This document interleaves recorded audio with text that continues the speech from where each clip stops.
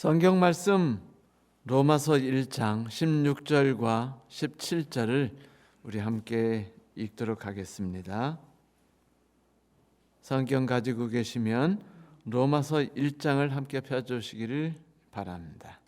우리가 읽을 말씀은 로마서 1장 16절과 17절입니다.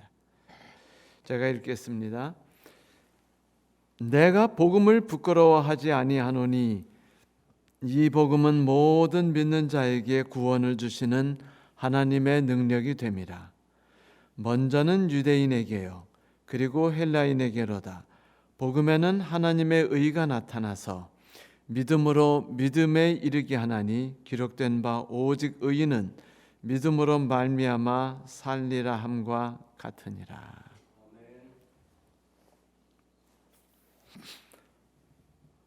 혹시 전도 활동 해보신 적 있으십니까?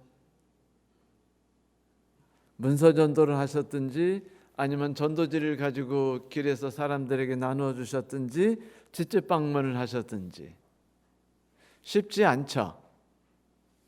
네, 아무리 그것에 대해서 내가 자신 있다 할지라도 언제나 나갈 때면 좀 쭈삣거리고 주저하게 되는 것이 누군가에게 하나님의 말씀을 전하러 갈 때입니다.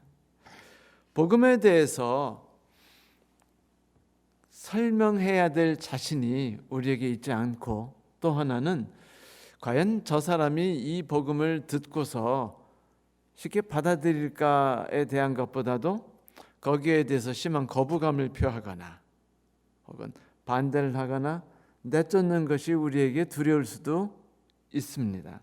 또한 어떻게 설명을 해야 될지도 모르는 것도 경우 중에 하나이죠. 한 아가씨가 제게 이런 말을 한 적이 있습니다. 아빠가 암으로 고생하셔요. 요즘 아빠와 엄마를 모시고 병원에 다니는데 좋아졌다 나빠졌다 하시는데 그때마다 제 간이 후들근합니다. 신앙에 대해서 매우 부정적이셔서 참 걱정이에요. 어떻게 신앙을 가지시도록 말씀드려야 할지 모르겠어요. 받아들이지 않으시니까 정말 무엇을 어떻게 해야 될지 알지 못합니다.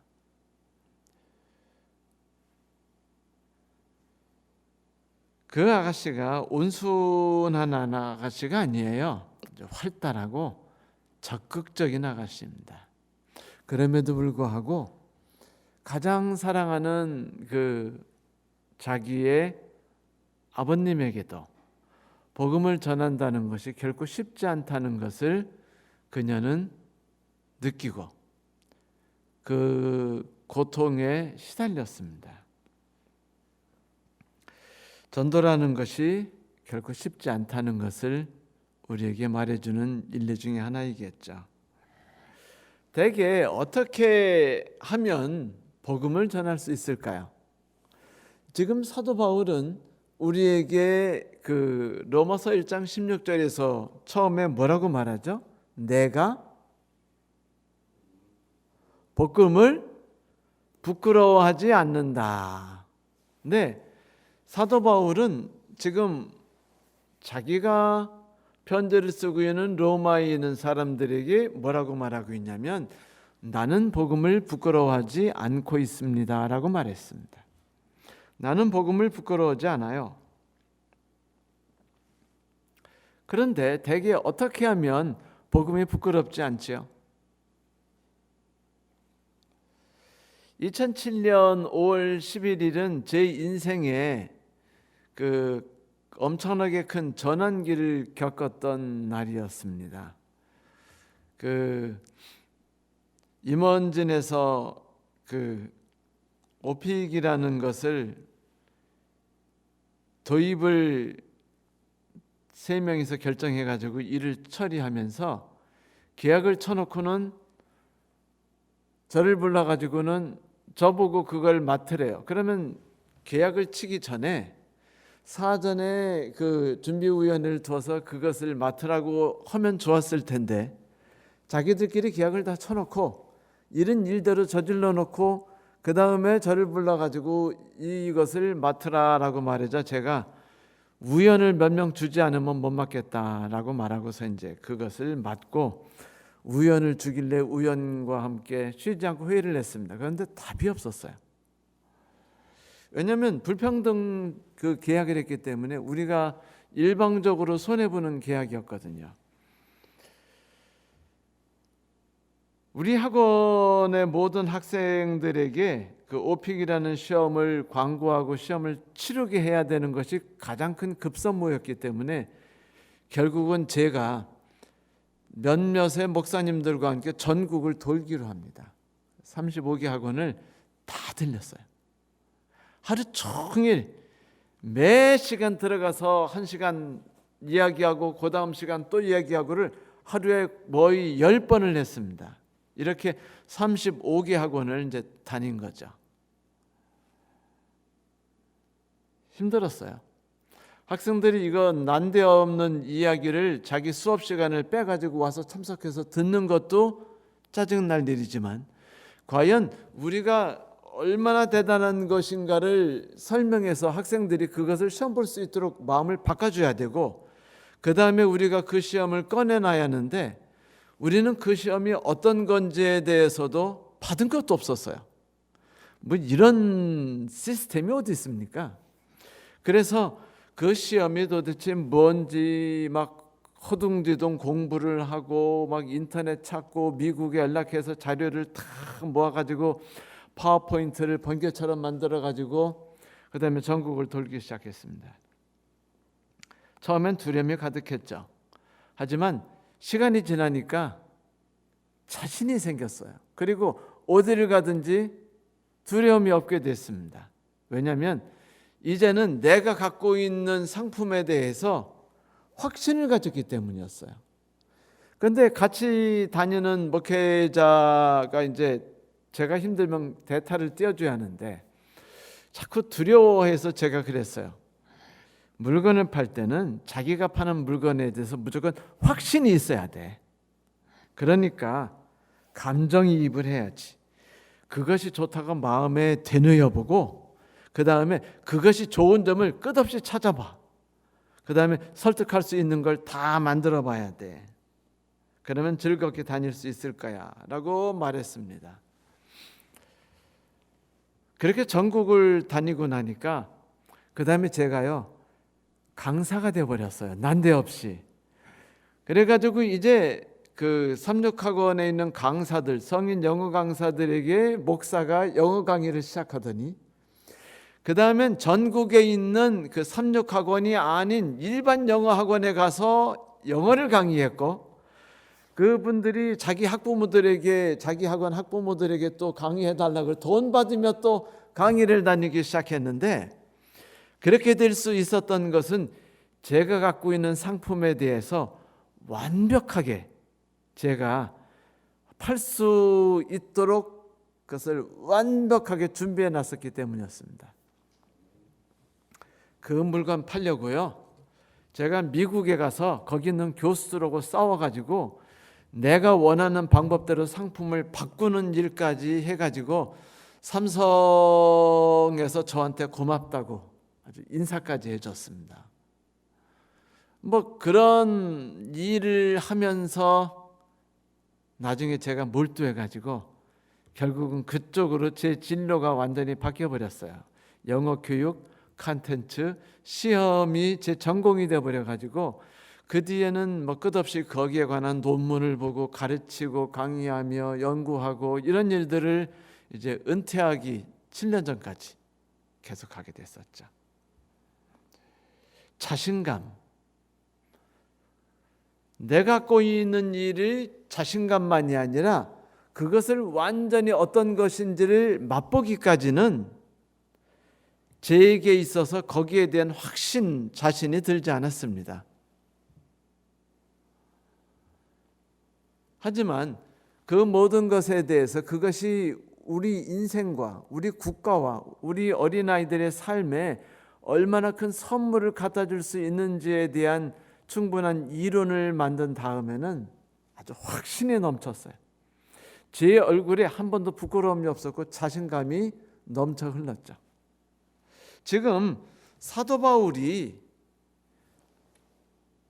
그런 사람이 된 거예요. 사도 바울이 하나님께로부터 명령을 받았습니다.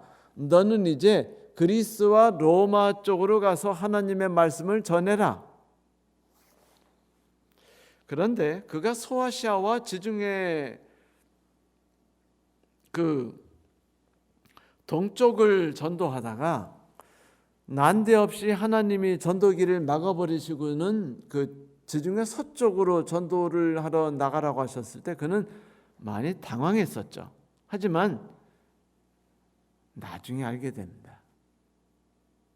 사실 성도 여러분, 지구상에서 가장 잘 살고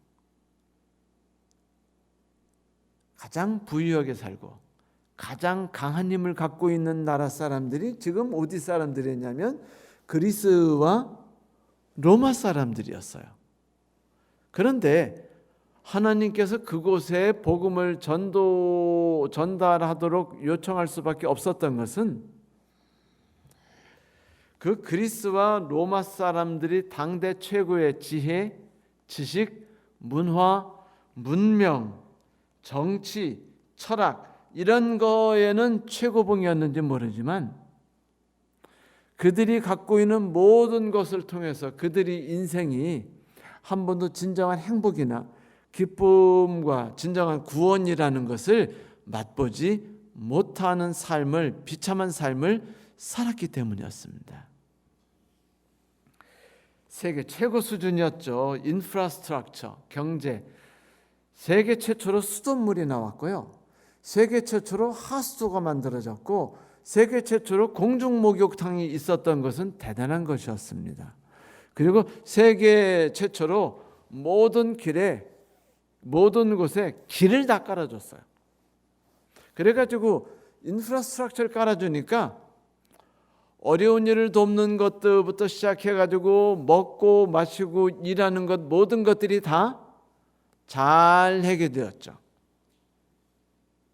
그래서 지금 지구 역사 6,000년 동안 지구상에서 가장 위대한 나라를 고르라고 하면은요, 그 하나를 로마를 치고 또 하나를 한나라로 치기도 합니다. 동양에서는 한나라를 최고봉으로 치고 서양에서는 로마를 최고봉으로 쳤죠. 시민의 삶의 질이 최고였으며 그리고 모든 시민에게 그들이 그 시민으로서 살아갈 수 있는 권리가 완전히 부여받은 그런 위대한 나라는 역사 속에서 최근 빼고는요 존재하지 않았어요. 로마 외에는. 그런데 그 로마가 참 재밌는 나라예요. 사도 바울은 지금 로마에 가서 복음을 전하는데 이거는 어떤 분위기냐면 이런 분위기예요. 아주 부잣집입니다. 남편은 법관이고 아내는 조물주보다 높은 건물주예요. 그런데 나는 그 집에서 사골세 살고 있어요. 주인은 종교가 불교고 나는 종교가 기독교를 믿고 있습니다. 그런데 나는 가난해가지고 가불도 자꾸 하고 월세도 제대로 못 내는 형편입니다. 그런데 내가 부자 주인한테 신앙하면은 축복받는다고 이야기를 하러 간다는 게 쉬울까요? 힘들까요? 네? 어렵죠. 그런데 지금 사도 바울은요, 텐트 수리하는 사람이었어요.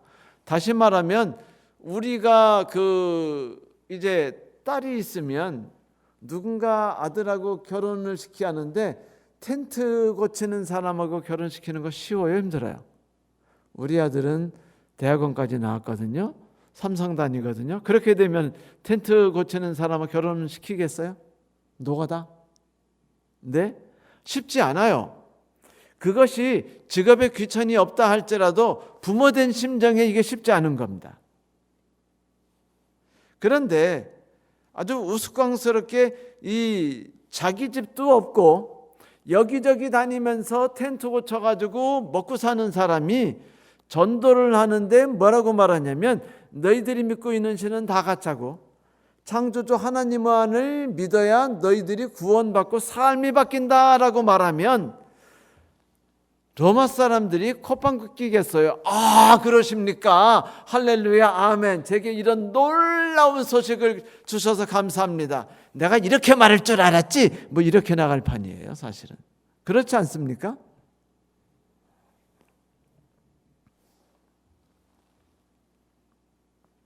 그런데 사도 바울은요, 이 사람들한테 말하는 거에 대해서 첫 말이 뭐냐면 내가 뭐를 부끄러워하지 않는다고요? 복음을 부끄러워하지 않는다라고 말했습니다. 그러면 이 복음이라고 사도 바울이 말했을 때 복음이 의미하는 바는 쉽게 사전적으로 그냥 간단히, 아주 간단히 아무나 대답할 수 있는 답은 뭐죠? 기쁜 소식이에요. 자, 얼마 정도의 기쁜 소식이면 복음이라고 말할까요? 아내가 갑자기 전화해가지고 여보 대박 기뻐해요. 오늘 우연히 로또를 길에서 주웠는데 그거 집에 와가지고 번호 맞춰보니까 이게 10억짜리 당첨이야 라고 말하는 거? 이 정도면 대박이죠. 기쁜 소식이 충분히 될 수 있습니다. 원래 기쁜 소식이라고 말하는 것은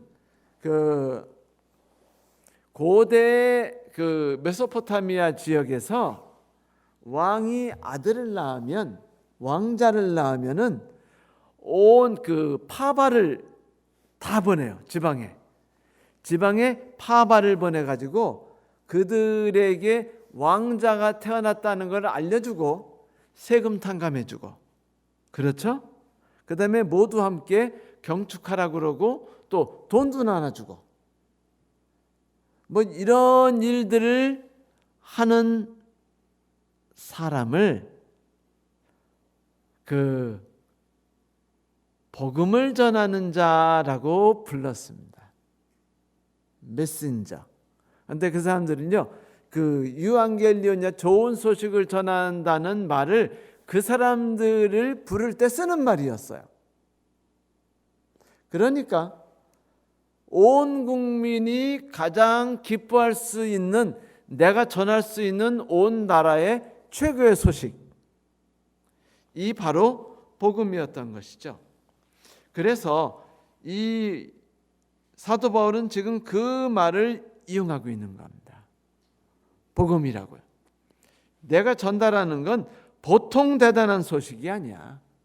이것은 모든 사람들에게 알리고 이거를 듣는 사람들이 기뻐할 뿐 아니라 거기에 따른 세금 탕감과 그리고 돈도 나눠줄 판이야 라고 말하는 아주 크게 기쁜, 몇 년에 한 번, 몇십 년에 한 번 있을까 말까 한 대단한 소식이라고 지금 사도 바울은 이야기를 시작한 거예요. 그래서 내가 복음을 부끄러워하지 않아 라고 말한 거죠. 그 복음이 무엇인데 사도 바울은 복음을 기뻐하지 않는다고 말했을까요? 이것이 복음이 되기 위해서는 물론 당시 로마 시대에 사는 사람들의 삶에 대해서도 우리가 살펴볼 필요가 있습니다. 자, 이 복음은 모든, 뭐라고요? 첫째, 모든 믿는 자에게 구원을 주는 하나님의 능력이 된다라고 말하고 있어요. 첫째는 누구라고요? 모든 사람. 여러분, 로마라든지 그리스 그리고 주변 강대국들에게는요, 모든이라는 말이 먹혀들었을까요? 아니에요. 남자와 여자가 달랐어요. 요즘에 인도가 아직도 그러죠. 딸이 이혼당하고 오면 아버지가 딸을 처형시킨다든지 뭐 이런 일들, 여성에 대한 가치를 전혀 존중하지 않는 지구상의 마지막 나라, 뭐 인도 같은 나라들, 이런 삶들은 사실은 당시 로마나 주변 대제국들에게 있어서는요, 그냥 당연한 사실이었습니다. 그들에게는 또 무슨 제도가 있었죠? 노예 제도가 있었어요. 아무나 똑같은 권리를 누리지 않았죠. 똑같은 권리를 누리는 사람은 로마 사람이었어요. 로마 시민은요, 모두가 동일한 권리를 누렸습니다. 마치 미국에 그 독립선언문이 만들어질 때처럼, 미국의 그 독립선언문이 뭐죠? 모든 사람은 하나님 앞에서 모두 동일한 권리를 갖고 있고 동등한 취급과 대접을 받는다는 것부터 시작합니다. 그런데 모두가 동등하다라고 말했을 때 그 사람들 생각에 그 모두는 누구였는 줄 아십니까? 미국 사람 남자들이었습니다. 노예는 아니었고요. 그리고 여자도 아니었어요.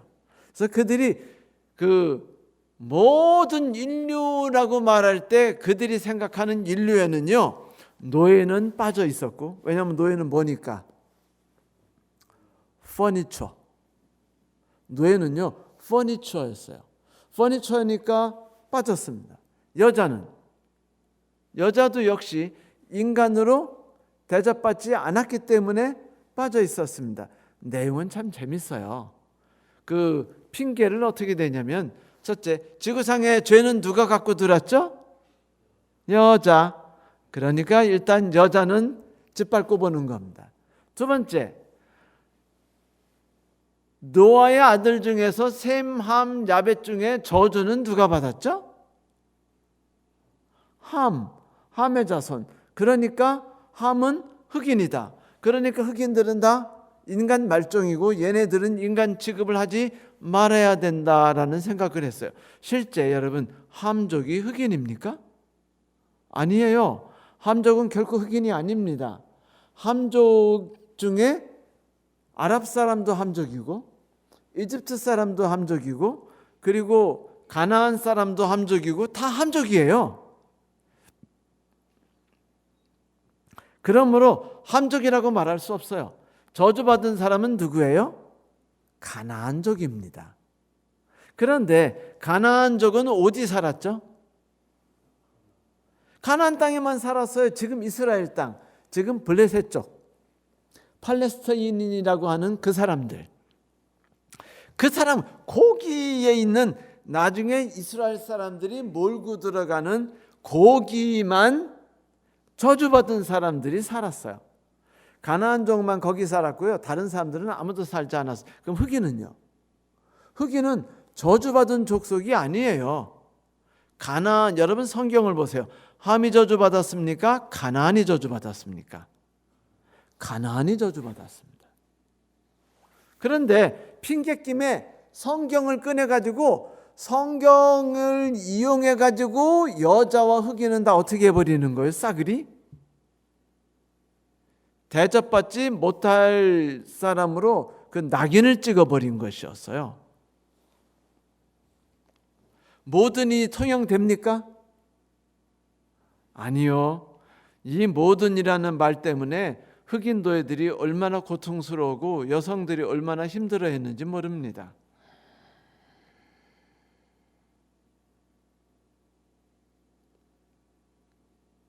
우리나라에 첫 번째 회장이 되신 분이 여자 회장이 된 분이 있는데 이분이 회장으로 일을 해가지고 일을 큰 성공을 거둔 것처럼 보였는데 실패했다고 해서 얼마 전에 신문에 한번 났었죠.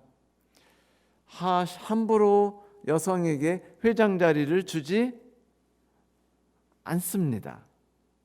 근데 권리를 인정하지 않아요. 모두가 평등하다고 말하지만 절대로 모두가 평등하지 않습니다. 내 편에 있는 사람들만 평등할 뿐이에요.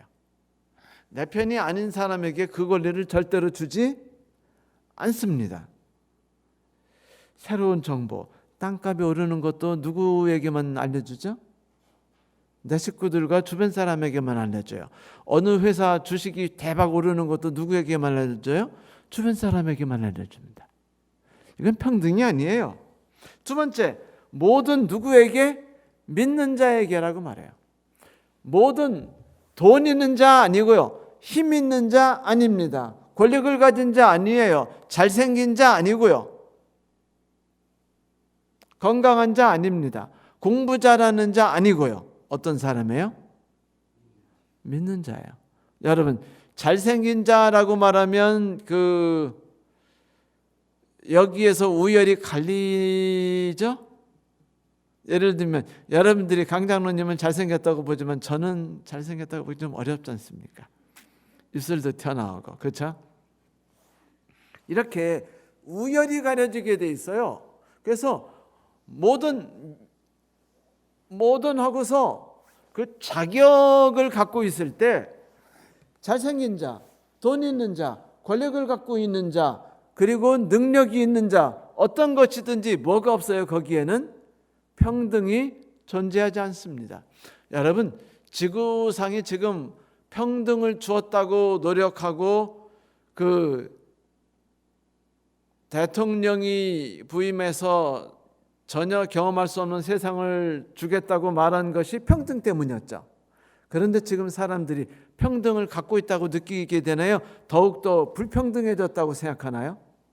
더욱더 불평등해졌다고 생각해요. 왜? 그러면 대통령이 노력을 안 했나요? 노력했어요. 아주 열심히 노력했습니다. 노력했는데도 이루어지지 않는 게 뭐예요? 평등 문제예요. 그래서 더욱더 분노하고 또 분노하니까 사람들이 요즘에 분노 쏟아붓는 방법이 뭐죠? 인터넷 말고 청와대 어디다 올리는 거예요? 청와대 뭐죠 그게? 게시판에 올려서 뭐 10만 명인가 20만 명 하는데 요즘엔 툭하면 그래요. 자, 누가 내 아들이 다쳤어요. 그러면 당장 뭐부터 하죠? 청와대 게시판에 올려요. 그리고 그 사람 뭐라고 그래요? 죽을 때까지 감옥 가 살도록 하자고 청원을 올립니다. 그리고 이번 재판관이 재판을 내 마음에 안 들게 했어요. 그럼 어떻게 해요? 청와대 거기다 올려가지고 그 사람 당장 잘라버리고 그 다음에 그냥 인생 아주 그냥 박살을 내게 하라고 청와대 청원을 올려요. 그러니까 모두가 뭐예요? 이 이야기는 뭡니까? 모두가 지금 뭐라고 생각해요? 세상은 불평등하고 세상은 억울하고 나는 분노에 가득 차 있다라고 말하는 겁니다. 신기한 거는요, 나는 여유 있고 많이 사랑을 받은 사람은요, 누군가 나에게 불평등한 일을 하더라도 그것을 아주 여유 있게 받아넘길 수 있을까요? 아니면 까다롭게 너 왜 나 때렸어? 왜 내가 억울한 일을 당해야 돼? 라고 말하면서 그런 거 한 쫀쫀하게 하나하나 맞대 성질을 내고 싸울까요? 성격 나약한 사람이 운전할 때만 폭군이 되는 이유는 자기가 지금 여유 있게 대접받고 있다고 생각하지 않기 때문이에요. 그게 지금 마음속에 불만으로 쌓였고 화병이 됐어요. 그 화병을 푸는 방법이 어디냐면 무기명상대, 전혀 모르는 사람이 운전할 때 만나는 사람이죠. 그러니까 운전할 때 문을 열고 야이 XX야라고 시베리안이라고 말하는 것도 그것 때문이고, 그 다음 요즘에 인터넷을 통해서 쉬지 않고 욕하고 막 서로 쉬지 않고 욕하는 사람이 끊임없이 생산되는 게 왜요? 자기가 충분히 대접받지 않았다고 생각하기 때문입니다. 불평등하다고 생각되기 때문이에요. 억울하다고 생각되기 때문입니다. 저놈들이 너무 나쁜 놈들이라고 생각되기 때문이에요.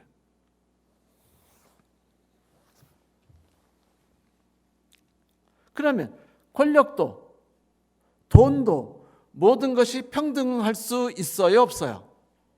없어요. 둘이 똑같이 집을 샀습니다. 한 사람은 강남에 샀고 한 사람은 강북 끝에 샀어요. 그런데 돈이 퍽퍽퍽퍽 올라대는 거는 강남이 사요. 그러면 삽시간에 불평등해져요? 평등합니까? 불평등해져요. 아니, 한 사람은 옥천에다가 10억짜리를 샀고 한 사람은 강남에 샀는데 옥천 땅은 5억이 됐고 강남 땅은 100억이 됐어요. 10억이. 불평등해요? 안 해요? 불평등합니다. 모든 사람이 동등한 시간에 동등한 장소를 같이 차지할 수 없어요. 이쁜 여자 2명이 나눠 가질 수 없습니다. 모든 게 불평등해요. 그런데 성경에서 모두에게 혜택을 줄 수 있는 것을 이야기하죠. 그게 뭐예요? 믿는 자. 여러분, 믿는 자는요, 잘생긴 자하고는 달라요. 믿는 자는요, 부자하고 다릅니다. 믿는 자는요, 강남에 땅 산 사람하고 달라요. 그거는 빈부격차가 있고, 그거는 차별이 있고, 잘생기고 못생기고 있어요. 능력도 똑같아요, 안 똑같아요? 똑같이 3시간 공부하는데 나는 1등하고 쟤는 꼴등하고. 그런데 믿는 거는요, 그렇지 않다는 겁니다. 누군가를 신뢰하는 것은 그 사람이 나에게 얼마나 그것을 주었는가에 의해서 신뢰가 결정되죠. 그래야 안 그래요? 믿음의 양이라는 거는요, 내 믿음이 커가지고 만들어 나가는 게 아니에요. 결코.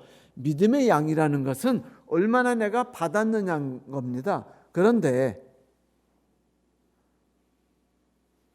햇빛은 똑같이 받듯이, 공기도 똑같이 받아 마시듯이, 대지의 땅을 똑같이 우리가 딛고 살듯이 하나님이 인간에게 내려주시는 축복은 무한하며 모든 사람들에게 그 사람에게 맞게 균형지게 내려온다는 것입니다.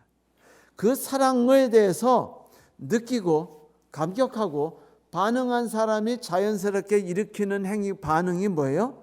믿음이에요. 예수 믿음이라는 게 바로 거기서 나온 것이죠. 그러므로 모든 믿는 자라고 말했을 때 모든 믿는 자에는 뭐가 없어요? 예외가 없고 차별이 없습니다. 그런데 로마 시대에는 차별이 있었어요, 없었어요? 아주 심했습니다. 좀 이따 그 얘기를 구체적으로 할게요. 그 다음에 구원을 준다라고 말했어요. 뭐를 준다고요? 구원을 준다. 구원에 대해서 말한다면은 그것은 내가 내 마음대로 내 뜻대로 무엇인가를 충분히 해내고 그 소망하는 것이 내가 생각하는 것이 외형적이든 내형적이든 충만한 목표에 이를 때 우리는 만족하게 되고 성취감을 느끼죠. 사실 그것이 구원이에요. 그러면 모든 사람이 진정으로 구원받는다는 건 지극히 고통스러운 상황에서 벗어나는 게 구원이죠. 그렇죠? 미래에 대한 불확실 속에서 확실로 바뀌는 게 구원입니다. 좌절과 절망감에 빠져 있는데 벗어나는 게 구원이에요. 그 다음에 먹을 것이 없었는데 먹을 것이 생기는 게 구원입니다. 더욱이 죽을 수밖에 없는 모든 영혼들과 그 죽음으로 인해서 파생된 모든 질병과 모든 아픔과 모든 눈물과 모든 분노와 모든 절망들이 거기서 벗어나는 게 구원이에요. 그런데 로마 사람들에게 있어서는요, 구원이라는 단어는 꿈의 단어였어요. 그러므로 로마 사람들에게 모든 믿는 자에게 구원을 주는이라고 말할 때 그 로마 사람들은 그 사람이 누구든지 왕이든지 노예이든지 그 이야기를 듣는 사람은 일단은 흥분할 수 있었어요. 왜냐하면 이거는 놀라운 소식이었습니다. 그리고 하나님의 능력이 됨이라고 말했죠. 능력, 이거 로마 사람들 좋아합니다. 사실 바울이 이 복음을 전하러 갔을 때 여러분 쉽지 않았죠.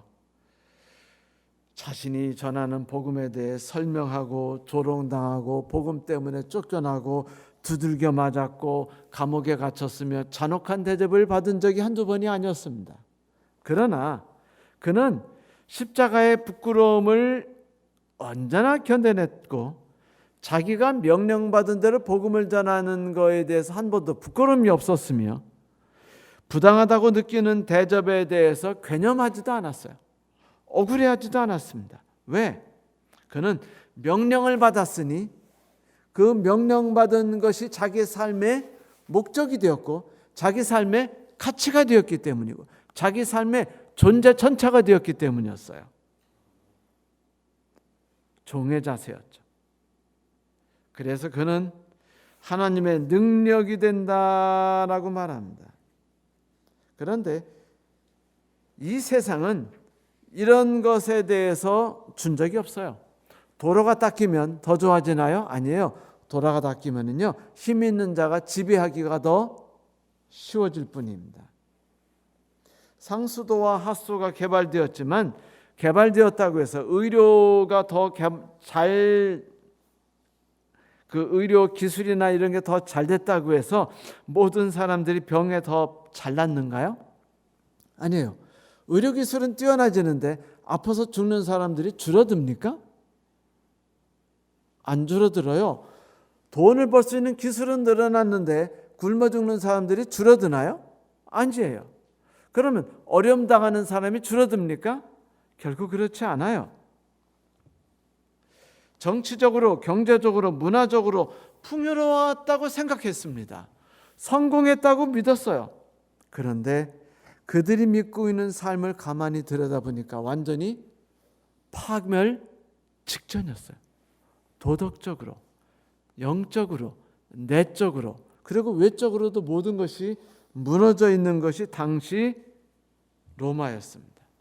여러분, 로마의 삶이 어느 정도 그 살기가 어려운 사회였냐면, 첫째, 유아살해,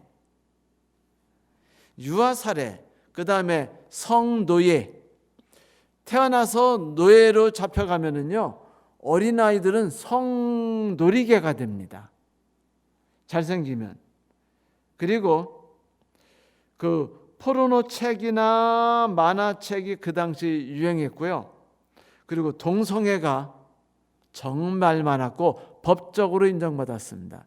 사람과 짐승이 싸우도록 만드는 것이 법적으로 허락받은 곳이 바로 그곳이었어요. 사람과 사람이 싸워서 서로 죽이는 일이 공공연하게 일어나는 것이 바로 그곳이었습니다.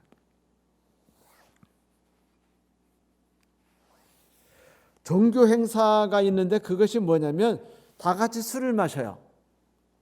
그리고 다 같이 난교 파티를 합니다.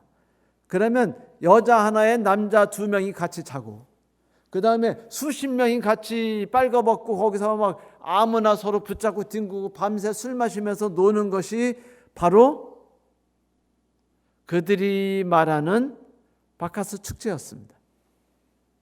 그러다 보니까 그들이 말하는 최고의 삶은 뭐냐면 감정을 통솔하지 않고 성적으로 문란하고 괴상망측하며 강한 자, 가진 자, 힘든 자가 모든 것을 가지고 있지만은 언제든지 그거를 뭐하는? 뺏기는, 그리고 뒤집혀버리는 사회 때문에 아무도 내일에 대해서 자신감을 갖고 있지 않고 불안함을 갖고 있어. 제가 말하는 괴상함이라는 것을 상상해 보세요. 그들은 유산이 자기 아들이나 딸에게 흘러가는 것을 허용하지 않았습니다. 왜요? 강한 자가 받아야 되니까. 그러니까 자기 친척이나 자기 동네에 똑똑하고 강하게 생긴 녀석이 있으면 걔를 뭐로 삼아요? 아들을 양자로 삼아요. 그리고 걔에게 모든 유산을 남겨줍니다. 여러분, 율리어스 시저는 왕권을 누구에게 줬어요? 결국은 율리우스, 걔는요 양자였습니다. 계속 여러분 로마 황제를 보면은요 자기 아들에게 왕권을 물려준 사건들이 별로 없어요. 거의 다 양자라든지 입양해서 젊은 아들을 입양해 가지고 대개 양자를 삼아서 왕권을 물려주거나 하는 경우도 많았습니다. 물론 쿠데타도 많았지만요. 동물과 함께 자는 것, 그리고 유럽에 있었던 그 이상한 연애가 이미 로마에 있었어요. 뭐냐면 모든 귀족들은 예외 없이 하나의 낭만이 있었는데, 중세시대에도 그렇죠. 여러분 영화나 소설을 보면 항상 나오죠. 저기 삼총사에도 나오죠. 언제나 귀족들에게는 누가 있어요? 애인이 있어요. 그 애인은 처녀입니까? 유부녀입니까? 언제나 유부녀예요. 근데 그 유부녀가 어떤 사람들이에요? 왕비이거나 공주이거나 백작의 아내거나 다 이래요. 무슨 소리냐면은 아무나 다른 사람들하고 로맨 유부녀와 불륜을 갖는 것에 대해서 아무도 부끄러워하지 않았고 거기에 대해서 그냥 하는 것을 당연하게 생각했어요. 지금도 그 지구상의 천국이라고 우리나라에 있는 정치인들이 말하고 있는 핀란드, 모든 것이 가장 행복하다고 생각하는 것이 실제는 성적으로 가장 문란한 곳입니다. 유럽이 그렇지만. 그래서 동성연애에 대해서 법적으로 허용해줬던 곳이 바로 로마였어요. 그리고 미동, 잘생긴 꼬마 남자아이를 데리고 다니는 것이, 그래서 걔들과 성관계 갖고 행복하게 살아가는 게 이게 로마 문화였습니다. 여러분, 소크라테스, 아리스토텔레스 이런 사람들이요 거의 대부분이 미동을 갖고 있었어요. 왜 여러분 그 소크라테스가 아내가 크산티페가 왜 막 그 길 지나가는데 막 물을 2층에서 뿌렸겠어요? 물 뿌렸다고 그랬죠. 그러니까 뭐라 그래요? 아니 뭐 나리겠다가 뭐 소나기 왔네 뭐 이렇게 여유를 가졌다고 말하지만 실제는 소크라테스도 똑같이 동성연애를 즐겼어요. 미동을 데리고 있었습니다. 모든 철학자들과 모든 지성인이라고 생각하는 사람이요 성적으로 쾌락을 즐기지 않는 사람이 한 명도 없었어요. 육체적이 아니었더라도 육체적으로 안 즐긴 사람이 있었어요. 그렇다 할지라도 최소한 뭐를 즐기는 줄 아세요? 정신적으로 동성연애를 즐겼습니다. 어떻게 해요? 정신적으로 미동을 항상 데리고 사는 겁니다.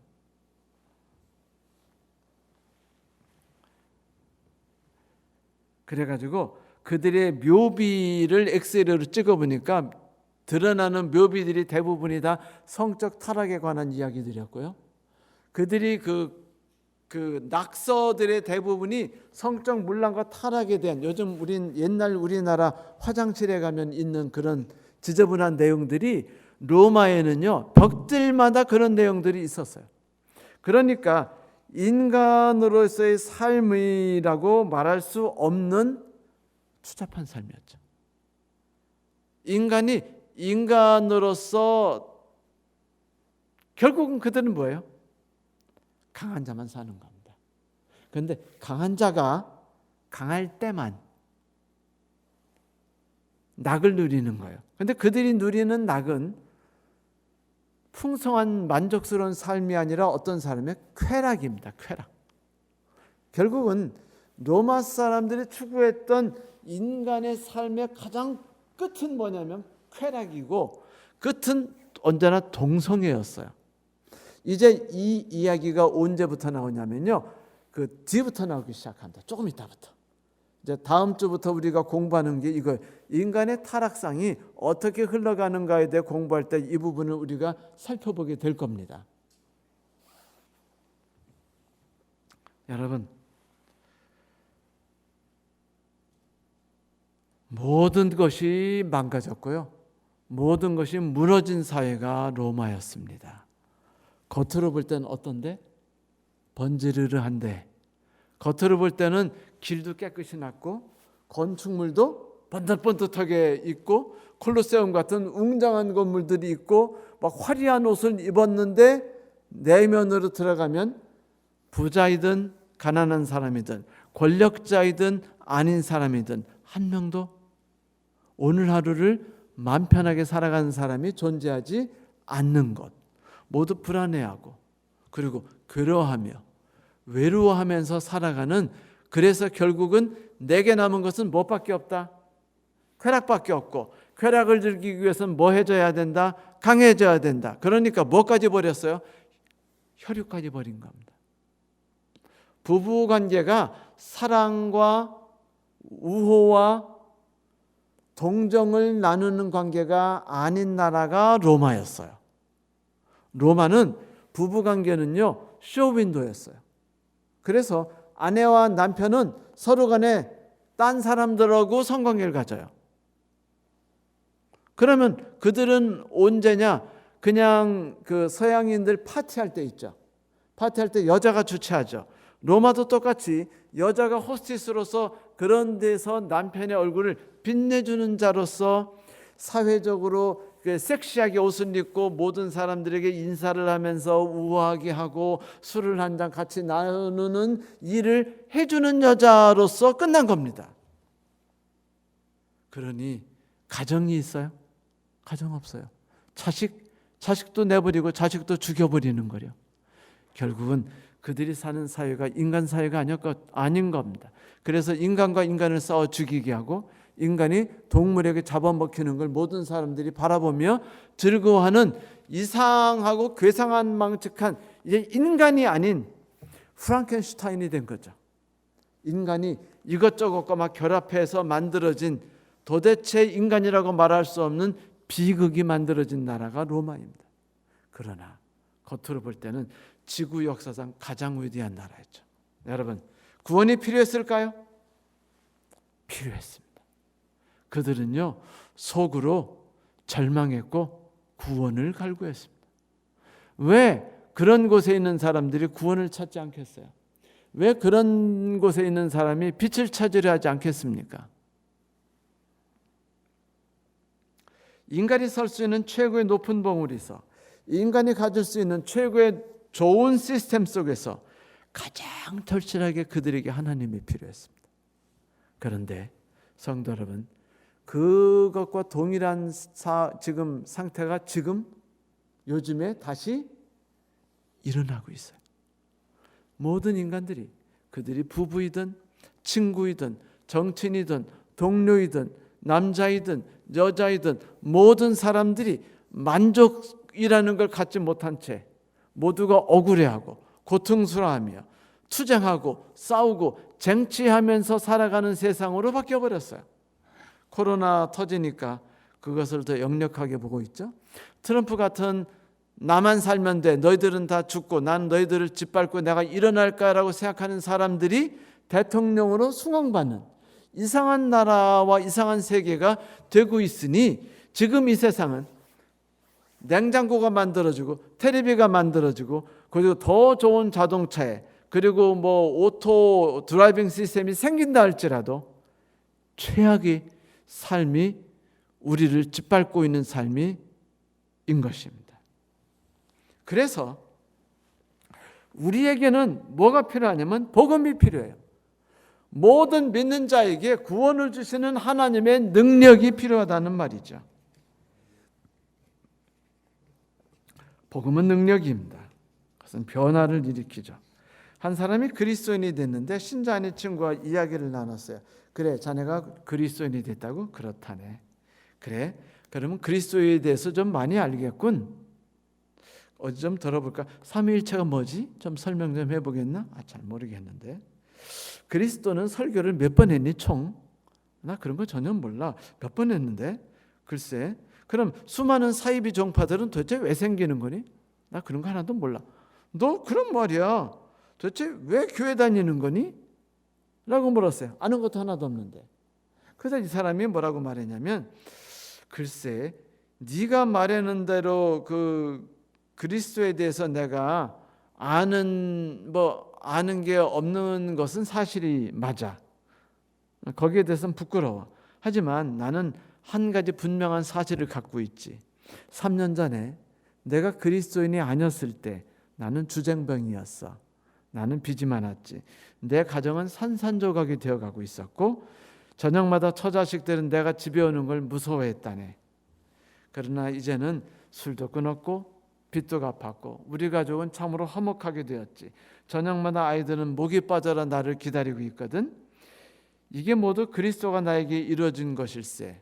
또한 나는 내가 지독한 죄인이라는 것과 그럼에도 불구하고 나를 하나님께서 이 세상에서 제일 사랑하신다는 사실을 알고 있다네.